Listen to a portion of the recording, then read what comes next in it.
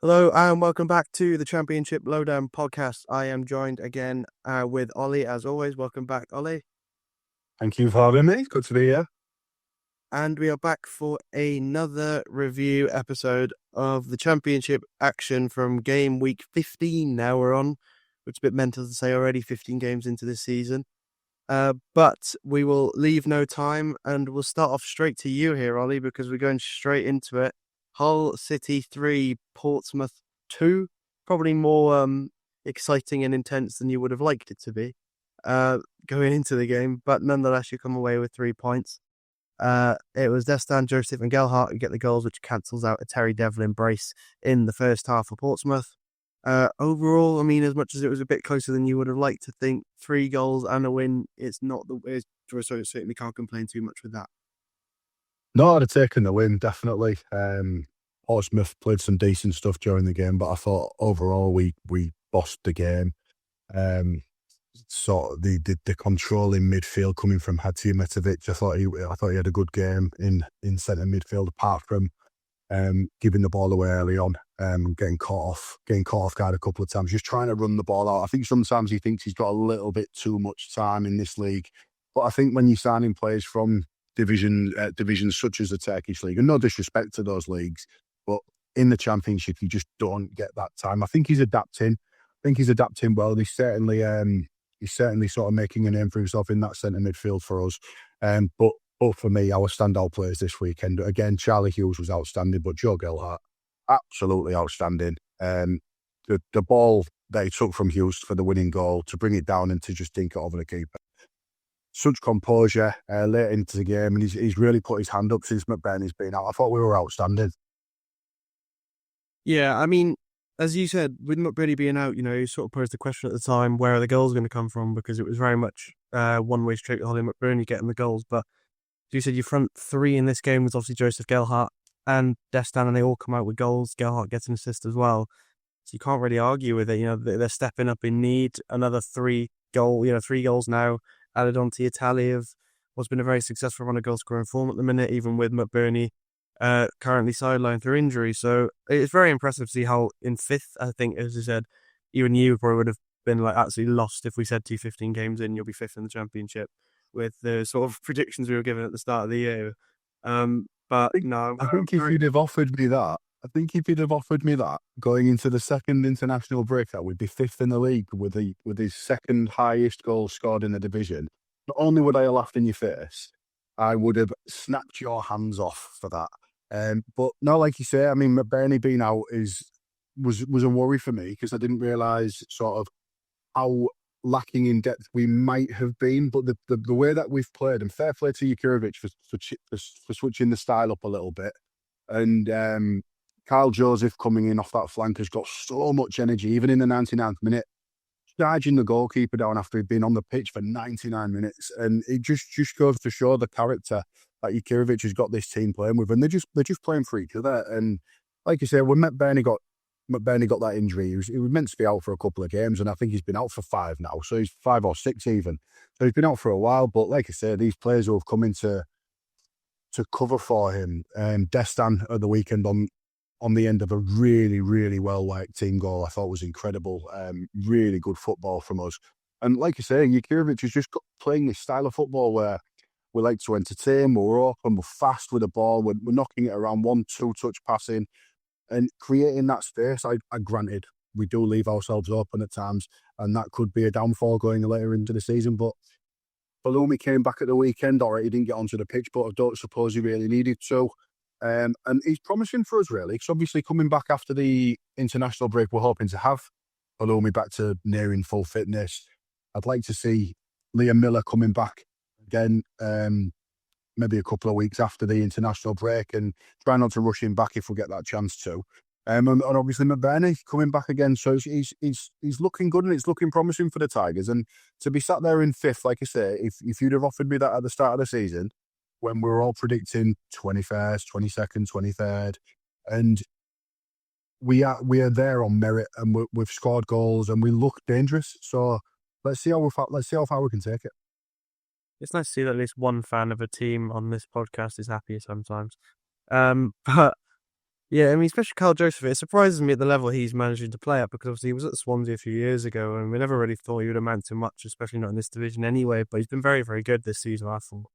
So it's impressive to see hit the level. I think everyone in this team is sort of overperforming expectations, bar like Charlie Hughes, also we expect to be one of the best defenders in the league, but the rest of the team on paper, it doesn't look amazing.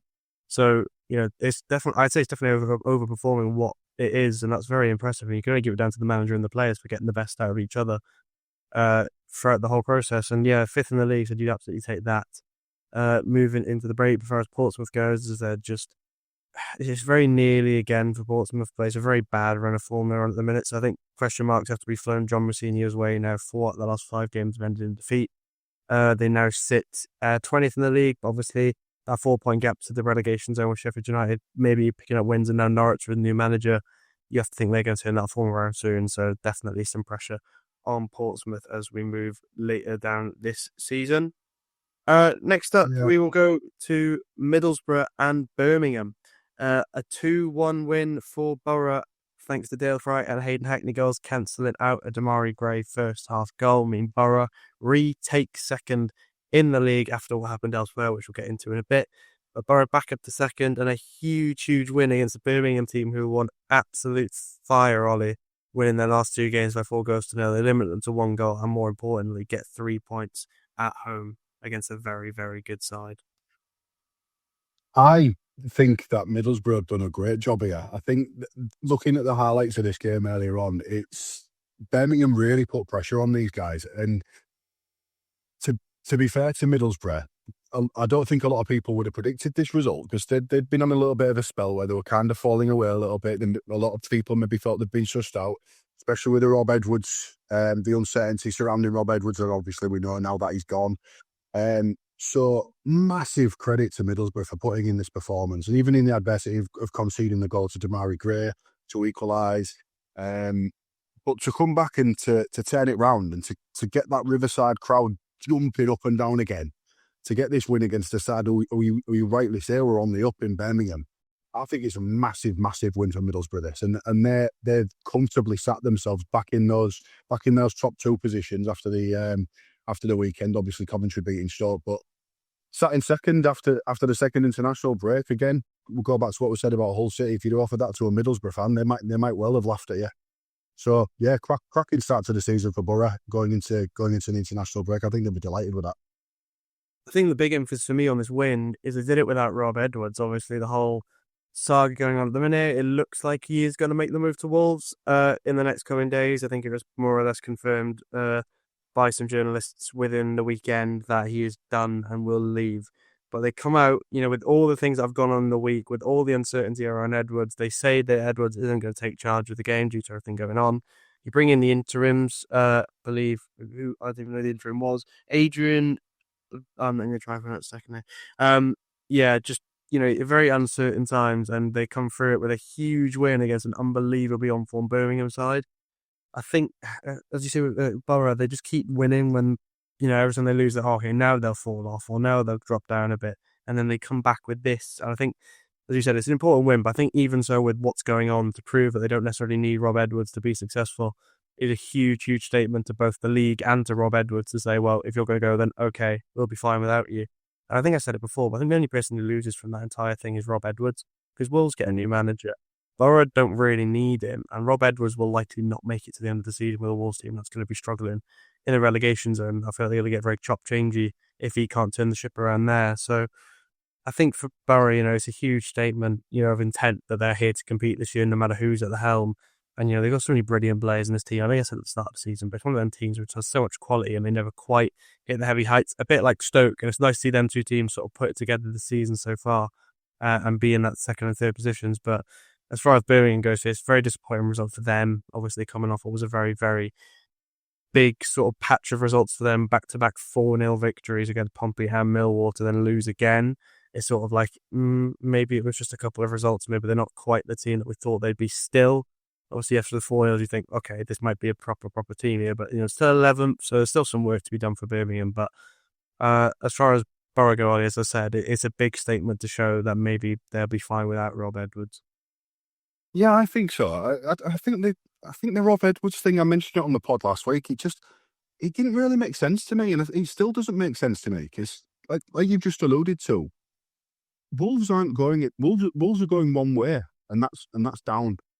And like you just rightly said, then Middlesbrough have got a chance here. They're sat in second place after 15 games. All right, there's still a hell of a long way to go, but they're sat there and they're grinding out results. They showed a lot of grit and determination to win this one against a good, strong Birmingham side who arguably could have won this game. I know Solbryn had a fantastic game for Middlesbrough, but you 1-11, Middlesbrough have deserved the result here. And I think going back to the Edwards thing, it just doesn't make any sense to me. I'm not going to talk about him going to Wolves because we're not a Premier League podcast, are we? But we'll talk about Middlesbrough and how they can move on from that. I think there's a real opportunity for whoever comes in here at Middlesbrough. They've been dealt a nice hand, haven't they? Let's put it that way. They've been dealt a nice hand going, whoever comes in is probably going to come in after the international break, taking over a side who were second in the Championship. We've got players like Hayden Hackney in there who are fantastic. They've got a real promise, this Borough side. And like you say, if they can keep performing with this grit, resilience and determination, who knows how far Middlesbrough can go this season? Yeah, I mean, as you said, they're very rare you see the second place team in the league have a job vacancy at this point in the season. So it's a very attractive opportunity for any managers out or indeed in work who are approached for it. As you said, that Birmingham would double the XG and yet they come up with a loss. It shows how hard this Borough team work for their results and how hard they graft it out. And said, especially to show that sort of teamwork and camaraderie in what has been a very tough week for the football club, no doubt, with everything going on. It's great to see, and I think they'll be absolutely fine. I don't think if they do fall off, it's not because Rob Edwards left. It's just going to be because that was the natural course of events. Because I truly do believe they don't particularly need Rob Edwards to be successful because this team is very, very good on paper. I'd agree with that. I'd agree with that. Just touching quickly on Birmingham, I don't think they can be too disheartened with this result. Like you said, they threw everything at this Borough side, and to come up with a team who were facing such adversity and to come away with just losing 2-1, especially at a place like the Riverside this season, been a hard place for any team to go to. So Birmingham has still obviously got that learning curve of coming back to the Championship and seeing how this division pans out. Birmingham will be absolutely fine, and they shouldn't be too disheartened from this result for me. No, definitely, I agree. One manager, though, who is slightly less fortunate than some of the other ones we've spoken about so far today, Liam Manning, who has been relieved of his duties after Norwich's 2-1 defeat to Leicester, and this was a bad one, really. A sort of disappointing collapse. 75th and a 92nd minute winner from Jordan James meant that Norwich left with no points again at Carrow Road, meaning they are still, I believe, yet to win a single game.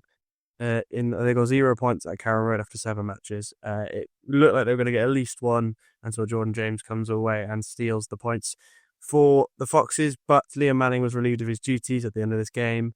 And it was sort of the swapping this one, Ollie, because we thought maybe at 1-0 there might be a Marty Fuentes who was in trouble with his job. And I guess 2-1, obviously Liam Manning was definitely in trouble because he has now been relieved of his duties, and Norwich are now on the switch for a new head coach, sat 23rd in the Championship after 15 games. Long time coming for me, this one. I think it may be about 2 or 3 weeks too late for Norwich. It depends who they bring in, but they're in real trouble. There's a gap emerging now at the bottom, and it's going to be difficult for any manager to come in and try and get this team playing. You see some of the players this weekend, the way they were lined up on that pitch at Carrow Road, they were all over the shop. And did you see young winger for Leicester's chance late on in the game as well to try and win it, and then that failed over the top. I just thought the chances Leicester had once they'd made their changes, it could have been 3-4-1. But yeah, I think for me it's a few weeks in the making, this one, and 11 games without a win now for Norwich. They've played 8 games at home this season and lost all 8, that's an incredible stat, an absolutely incredible stat. How it's even come to this. So yeah, Manning's gone. Bit of pressure relieved on Cifuentes now, going into the international break. Fatah's chance who blazed it over going in to try and put them 2-1 up. But yeah, Leicester, obviously a little bit of pressure relieved on them now. Interesting to see sort of who comes in at Norwich. And is Gary O'Neill as a tip to replace Manning? All I've seen is weirdly Mark Fotheringham was a name I've seen floated about this morning. which would be a Is that very is that one? decision. Yeah, At least I think I'd be a bit confused if that was their decision because he was Swans' assistant coach a couple of months ago. yeah, I've not seen that one actually. Yeah, but yeah, it'd be, like I said, it'd be interesting to see who comes in because they've got a real job on their hands. I mean, you talk about contrasting black and white. You talk about the Middlesbrough job and the Norwich job. You've got two very far ends of the spectrum there. I thought Chris Garden's goal was really good. He took that really well. Nice little snap on the volley, coming back off the rebound. But they've got a job on their hands. Whoever's coming in at Carrow Road, it's going to be a real tough ask. But there's plenty of time left, and if they can get in there, get their systems up and running, and really shore them up because that's where they're following. Conceding too many goals, they need to start picking points up for a start at Carrow Road. It's going to be, I don't know, real tough ask for whoever comes in. Yeah, and he said I sort of spoke really highly about Chris Garden in the pre-season, and he's finally sort of showing what I was saying about him because I did really like him from what I'd seen of him before he joined Norwich, and whoever comes in, as I said, I've seen Russell Martin floated about. I don't think that's what you need in this kind of situation.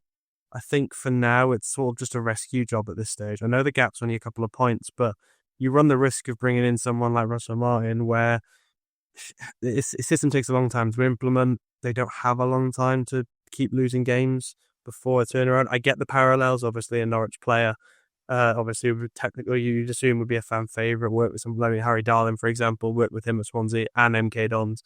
So he knows exactly what he's about. And for how bad he's been this season, I think you need someone like that to come in and help him. But I don't think that'll be the case. I'm very intrigued. As far as this game goes, as you said, it's just you can't lose every game at home so far. It's just unacceptable.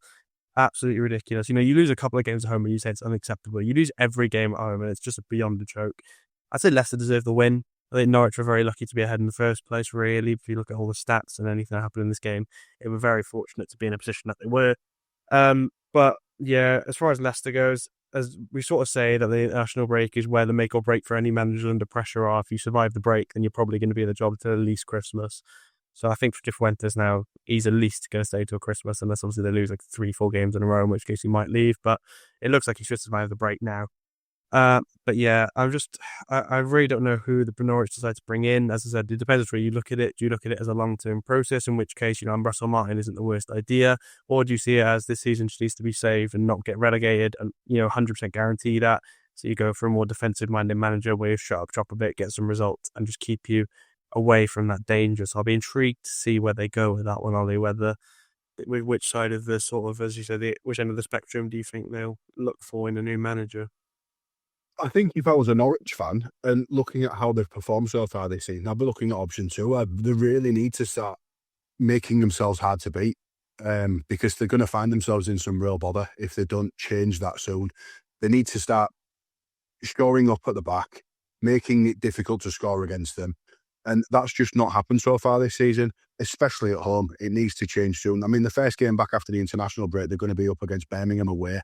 So you would expect them not to get anything there because Birmingham are going to want to go back to St Andrews and really sell their stall again, aren't they, after the international break, after that defeat at Middlesbrough. And it's not going to be a nice place for the Norwich gaffer to come in unless they can go there, sort of pressure off and, try and pick up a point. But it's a real tough start for them. I think I'd be looking at somebody to come in to try and shore up that ship and like I say, make it really difficult for him to score against. Leicester, like you say, with Cifuentes now, he's probably set himself at least until Christmas. They've got a tough run of games coming up now, Leicester. They've got Stoke at home next, Southampton away, and then Sheffield United. Sheffield United, obviously, on paper is an easy game, but we don't know where they're going to be now after this international break. So Leicester have got a chance. I mean, they're only 5 points outside the playoffs, so they're set in a decent position. And if they've had a run of games where they've not picked up points, now might be the time for them to start putting some back-to-back wins together for them shooting up that league. Yeah, I mean, so we'll see what happens, but I think it'll be interesting to see what direction that they look to go in with a new manager in Norwich. But we will move on, and it was sort of a jinx on this one because we both did our little shorts. You saw it on TikTok, social media, whatever, about our game of the weekend, and me and Ollie both predicted Coventry Stoke. As much as it was a fairly, entertaining counter for what it was, against two very good teams, it was 1-0 thanks to a late goal. So it was very nearly a 0-0 game. So we sort of jinxed it a bit. But nonetheless, Coventry with probably the biggest win of their season so far, taking down third place. Well, was second place going into the day. Stoke City at Stoke, thanks to a ridiculous goal from Ephron Mason-Clark with the overhead kick at the end. I think we said on Twitter, but sort of 9 times out of 10, you see them flying to Rosette. But with the form Coventry are in, of course, it would go in. Coventry now open the gap to 5 points at the top of the table. Only one loss still. Obviously, that loss of Wrexham being the only one that blemishes their record. They're now up to 40 goals in the league this season, 14 more than their nearest competitors, Hull and Ipswich. Yeah, they're just quite good, aren't they, Ollie? They're all right, aren't they? Yeah, they're not a bad side. I thought even Victor Hansen, there was a few chances early on from Coventry, and it really put him under pressure. But he's going to step up to them. He's going to step up to them chances. And like you say, it did look like for a long period of this game that they were going to cancel each other out in terms of opposing styles. You've got that defence against attack, and it did look like it might end 0-0. But obviously, the way that Coventry do set out, they don't give up, and cracking goal from Ephron Mason-Clark, and I know it took a bit of a deflection to go in, but to put yourself in that position to and fly that technique in the 83rd, was it 83rd, 84th minute, something like that, and he even injured himself in the process. 86th minute, so he even injured himself in the process, didn't he? Doing it, so that just goes to show the desire and the determination that Coventry have got to grind out these wins and to go to the 365, a place where hardly anybody has gone and scored a goal this season. To go there and get that goal and to come away with a win has put Coventry in a really, really nice position. And going into that international break now, they're scary coming back after this. They've got all, they can put their feet up, they can relax for a few days, get that squad fit, and yeah, I think they can rumble on going on towards Christmas and really scare some teams. Yeah, I mean, as what it did prove to me as well, in a way, I think I'll put it back to Stoke for a second. It proved to me that Stoke will be able to compete this season in this division at the high end because they played really, really well against a very good team. You know, limiting this Coventry side to 1 goal is no mean feat at all. I mean, this is a fantastic side that's scored 40 goals this season. We've seen them score 7 past teams, 4 past teams, 5 past teams. So to limit them to 1 goal, I think is very impressive to begin with. And Coventry, they're just inevitable. It's just every game. As I said, we didn't see where they'd lose. They did lose to Wrexham, but you know this was another one where you said maybe the loss could come here, and no, you know they just keep fighting and getting the wins, and they've responded excellently to the loss at Wrexham. You know, 2 big wins against Sheffield United and Stoke, and nothing to be looked down on. But as far as Stoke goes, they're still third. They're still in a very, very good spot. You know, I think most people would have expected them to lose that game. So I don't think it's any doing on them that they lost it. You know, I think, they look at Leicester, Charlton and Hull next. It's a very tough schedule. So I think we'll truly see what they're made of with how many results they can get out of them games, especially with Sheffield United and Ipswich after that before they get their free win at home to Swansea. Yeah, it's 2 very, very good sides. And it wasn't as exciting as we thought it would be. But nonetheless, Coventry just got the edge in this one over Stoke. That's it. I mean, like I say, it's just, I think the opposing styles, it could well have seen them cancel each other out on the score sheet. But like I say, I think that just desire and the determination from this Coventry side, who, like you say, they're just inevitable. They just keep going. They've got goals all over that park, and yeah, but I can't see anybody getting anywhere near them, which is a real obvious thing to say. But Stoke, on the other hand, like you say, I don't think they can be too disheartened with this. To be fair in the league, going into that second international break, they've only conceded 10 goals in 15 games this season. They are a good side. I mean, like I say, I know they've got a tough run of games coming up, Leicester away, and then Charlton and us at home. Tough games, but like you say, this will be the acid test for them now. Obviously, going back from the Coventry game and seeing how they can really sort of push on and take that character into that Leicester game, and see how Stoke can push on towards the Christmas break. Absolutely. One team, however, we said sort of earlier in the season, a couple of weeks ago, that eventually you'll see your Southampton, Sheffield United turn it around. Well, Southampton have done that since the sacking of Will Still. Back-to-back victories, this time a 3-1 win at home to Sheffield Wednesday. obviously we sort of expected from most teams is where Sheffield Wednesday are, but nonetheless, you still got to go get it done. It was Kasper Yander, Finn Azaz, and Adam Armstrong with 3 goals for Southampton, cancelling out a Harry Amass goal for Sheffield Wednesday, and a big result for Southampton, who sort of steer clear for now of that sort of relegation danger, up to 17th, now 8 points clear of the drop zone, as we expected, Ollie. This is a very good team, and I think it was, as much as I didn't want to blame Will Still, it's hard not to sort of direct some of that blame his way now with the results that they've had since he's gone. That's it, yeah. It's been a pleasing week for Southampton, really, hasn't it? They've sort of steadied the ship a little bit, and they've started to get results. You know, the back-to-back results now against QPR, Sheffield Wednesday. All right, you probably expect those to be wins for the Southampton side, but I just think, you know, coming up against a side like Sheffield Wednesday this weekend, who are going to trouble a lot of teams just because of the sheer grit that they've got, and they're out there to prove a point week on week now with Sheffield Wednesday, and they're just going to go out and try and trouble teams as much as they possibly can. Decent week for Southampton. Like you say, pulling away from those shouldn't even be anywhere near the bottom of the league, but they're pulling away now. I think it's been a pleasing week for them, and they've got a chance now, haven't they, under the interim manager to sort of develop some systems. Obviously, another managerial hot seat which could be potentially up for grabs, but I don't know whether they'll give. I don't know whether they'll. Is it Eckert who's in charge there at the moment? I think would wonder if they'll give him it. Yeah, it is. It's very interesting because, as I said, with 2 wins and 2, you know, he's certainly got to put his hat in the ring if he really wants it for a potential shout at it. Also, it's interesting to see that Sheffield Wednesday dominated the ball in this game, especially as St Mary's. It's not stereotypically what you'd expect of a team like Southampton to give up that much of the ball, but it seems to be working because they've won 2 games playing the way that Echo wants them to play.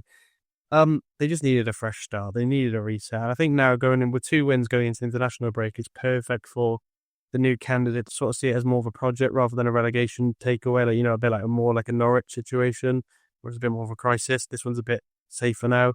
You can sort of look at someone sort of build this team up and get ready for what probably isn't going to be promotion this year, but could really get a team ready to go and fight for it next year. There's just a very, very good side that's been in hiding for so long. You know, you'd never ever would have expected Southampton to be where they are, even where they were when Will Still was sacked. You know, I believe they're 20th in the league when he was sacked. So to see that, it's a bit insane, but then there's just talent all over the pitch. I mean, Finn Azaz was one of the best players in this division last year. He's finally sort of unlocking that form again. Yeah. Adam Armstrong is an unbelievable striker for this division. We've got Tom Fellows, who was unbelievable for West Brom. Harwood Bellis is a Premier League level centre-half playing in the Championship.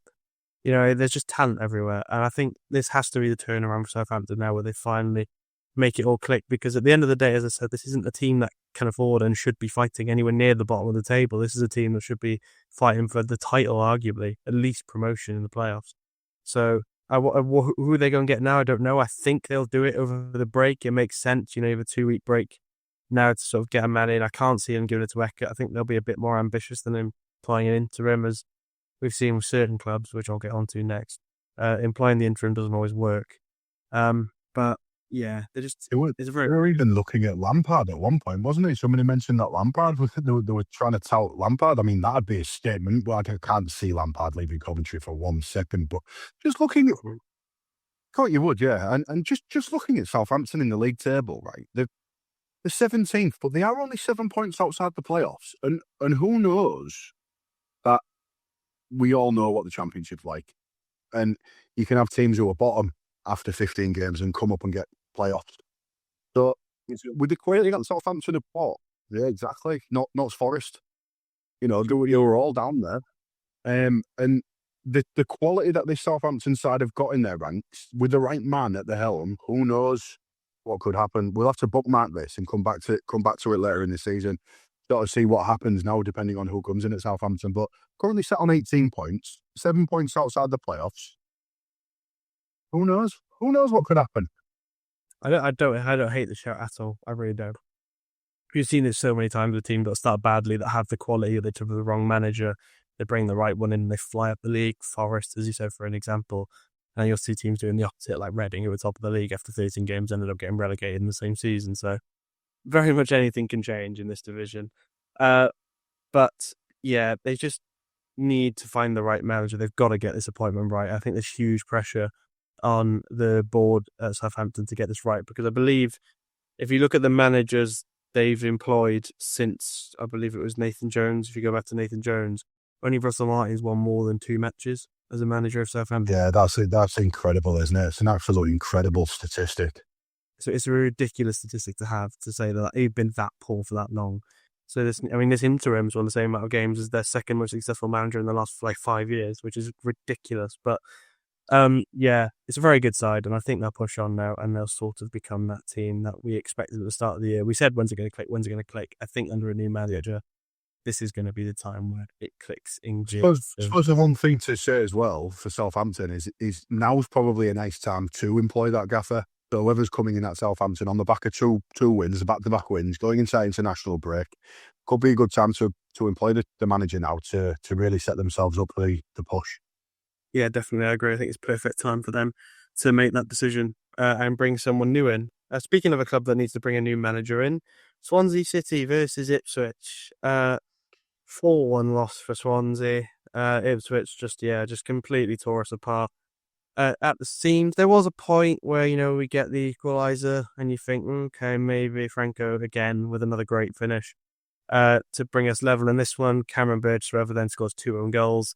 And we lose the game 4-1. I think he forgot what team he was playing for you bracket Ipswich for a second. I don't necessarily blame him. I think I said this a lot. The 2 own goals are a bit harsh, but the first one is awfully unlucky. It's like he slid in to block it, it's come off and gone in.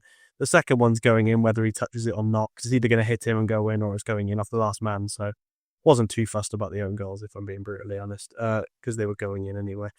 But nonetheless, my big question mark is with Alan Sheehan and how on earth he is still in charge, as it is currently 6:30 on Monday evening, and he is still employed by my football club. It is actually hurting my head because I can't even fathom the reasoning for why he's here. It's our worst start in the Championship since we were relegated in 2018. Haven't had a worse start than this. We've had managers sacked for less than this. So I don't understand, after the whole thing about Tom Gorringe on everyone's things, we've seen this podcast saying he'd rather have dirty windows and get promoted. Well, it looks like we're going to have dirty windows and get relegated if we keep Alan Sheehan in charge, Ollie.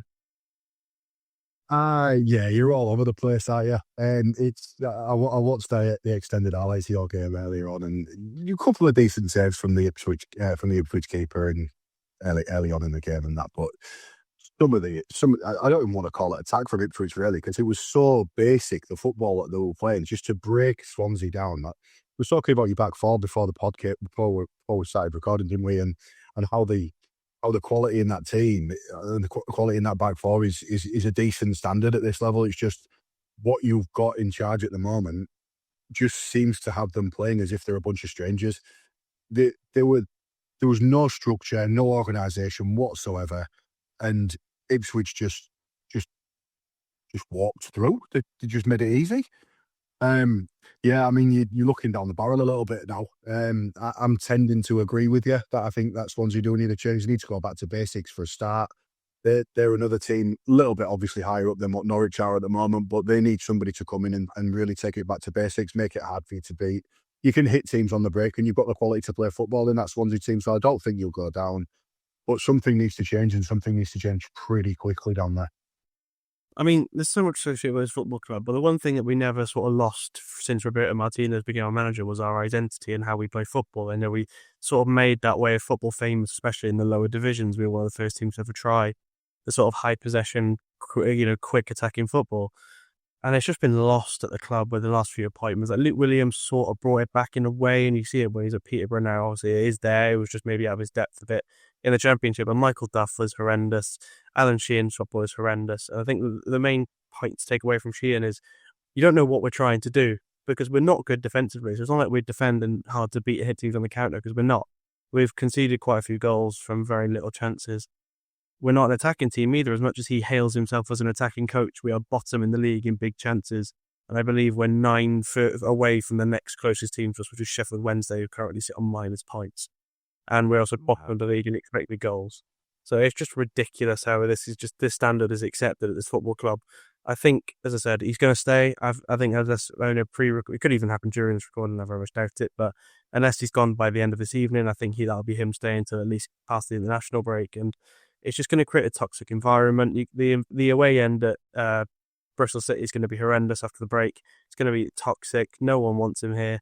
I don't understand what our higher ups are seeing, because our own CEO Tom Goran just said in his podcast, he spoke about like he wants a product on the pitch that the fans are proud of, but then you hear him get booed off at the end, and we want Sheehan out chants ringing around the stadium, so you can quite clearly hear what the fans think of it, and to not respond to me is showing that maybe have we been sold a dream again with an ownership group who look like they're going to be amazing and they make all these promises and they don't deliver on it.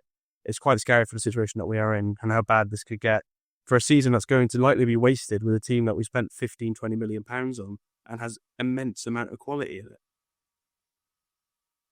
Yeah, like you say, I mean, it needs to change pretty quickly, doesn't it? Before it gets real nasty down there, and you don't want that at your club. And like you say, the identity of Swansea needs to come back, doesn't it? And hopefully it'll change for you pretty quickly. Just to touch on Ipswich, they're looking pretty ominous at the moment, aren't they? They're obviously unbeaten now in, I think it's 4 games, 3 wins in that run.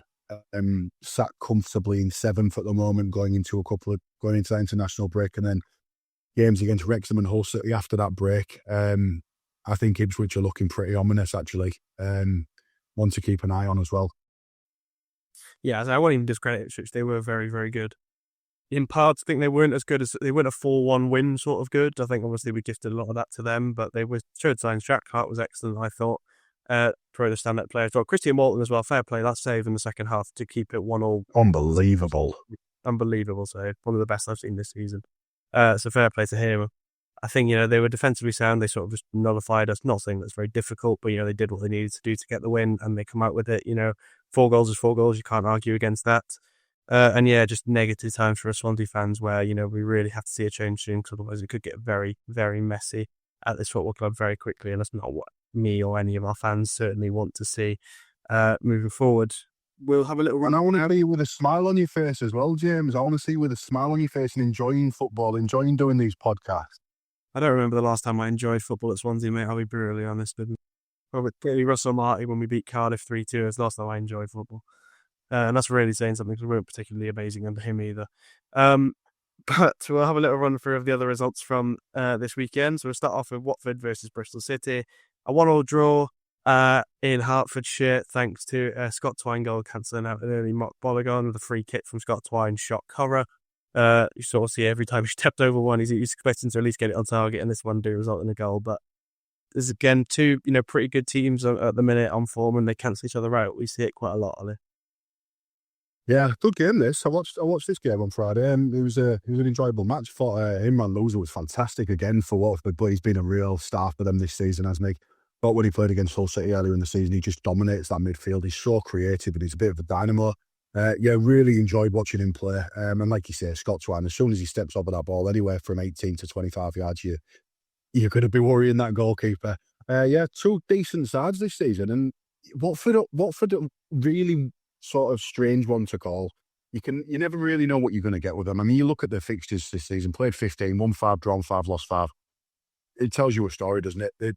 You just don't know what Watford side's going to turn up. But when you've got a player like Loser in your side, you're going to trouble more. You're going to trouble teams if you start playing together and you start playing well. Bristol City obviously currently sat.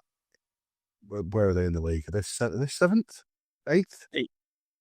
8th, yeah, 8th. So decent start for Bristol City. They're another one who've depends which Bristol City side turn up. But I think they'll probably fall short in terms of the playoffs. But decent players in that rank, and they can trouble teams. Good going forward on the counter attack, Bristol City. Yeah, absolutely. As I said, it was 2 good teams who cancelled each other out. I think Watford have been great in the last few games. They've really shown that they can perform at the levels that we expect of them. Imran Loza, who said, has been fantastic. As far as Bristol City goes, said they're maybe not on the right sort of form that they want to be at the minute. After what was a very, very exciting start, they've slowed down a bit, but not too much. Limiting Watford to 1 goal with the sort of attacking form that they've shown in the last few games isn't anything to be disappointed about. And a very pretty decent result for both sides, all things considered. Blackburn 1, Derby 2. Another loss for Blackburn at Ewood as they're defeated by former manager as well. Obviously a bit of bad blood in this one, John Eustace. Carlton Morris and Patrick Aguiman get the goals for Derby that lead them. I believe Carlton Morris is now up there and then top scorers in the division with 10. 10 goals after a very sort of barren run of goal scoring form in the last couple of games. Yeah, I mean, Derby again climbing up that table into 10th now, sort of maybe proving that they are the team that can compete in the top end of the table, albeit against a pretty poor Blackburn side. You have to sort of level it out with your expectations. Do, but that's 5 wins on the spin for Derby now. And talk about turning it around. They're now the form team in the league. And like you say, Carlton Morris just banging goals in for fun. Some of the goals he's scoring as well, they're just so strong, and his positional play is fantastic. And yeah, he's a man on fire at the moment, isn't he? Yeah, they've turned it around pretty well. You know, be sat in 10th after 5-6 games ago, you'd have been wondering what the hell's going on. But yeah, they've turned it around. They've done something right, and they're on the crest of a wave at the moment, aren't they? Let's see how long they can keep going for Derby. Yeah, he also ended Blackburn's run of 3 wins in a row. So there were two very, very on-form teams going into the game. Blackburn, obviously, they're sort of pulling up. They were pulling up as well, slightly away from that relegation zone after being well in it the first few games. You can't really complain losing to this Derby side with the form that they're in. They're just on fire at the minute. Carlton Morris, especially, 10 goals in the league now. I don't know where it puts him in terms of I believe it's got to be like top 2 in the league. Yeah, I think he's joined top, isn't he? With Thomas Asante. Yeah, I'm not surprised, but yeah, Johnny Eustace, we know what he's about, we know what he's capable of, and he's sort of finally showing that with Derby now. So no doubt he'll leave for a different team when it gets good again, and then Derby will fall off a cliff, as he said, tends to like doing, John Eustace. But we're the Middlesbrough must play out. Just quickly looking at the Derby fixtures in the next few games, they've got Watford at home, and then they've got you guys away. So potentially could continue this run of form. Well, it's a free win at the Swansea.com if we've got Alan Sheehan, Joe. Next up, we'll go to Millwall versus Preston, a 1-1 draw at the Den. It was 2 awful goals, all things considered, in this game. 2 gifts of goals, I think, is the best term for it. But especially the Millwall equaliser, Daniel Everson. What on earth are you doing there? Just an absolute mishap. Gifts, Mihailo Ivanovic, the equaliser, which cancels out Michael Smith's early goal from another defensive calamity from Millwall. After that, they sort of sorted their stuff out, and they cancelled each other out, and it was a pretty boring game. But nonetheless, the most important part, Ollie, both teams still sit in the playoffs. Yeah, it's mad, isn't it? Millwall and Preston in there. It's just such boring teams to watch, but fair play to them being in there.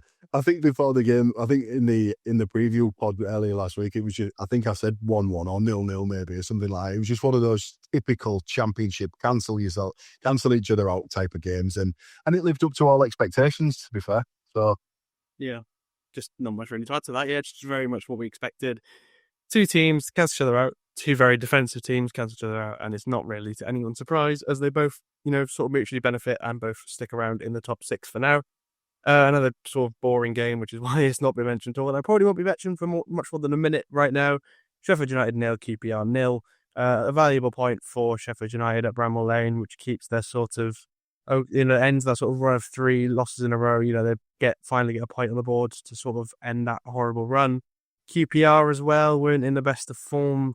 I think they're on a similar sort of run, very, very similar form going to this game for both teams. So it's intriguing to see where, I think they both actually lost 3 games in a row going into it. So they both sort of consolidate with a point, Ollie, but not much to say about this one, bar just all right result for both teams.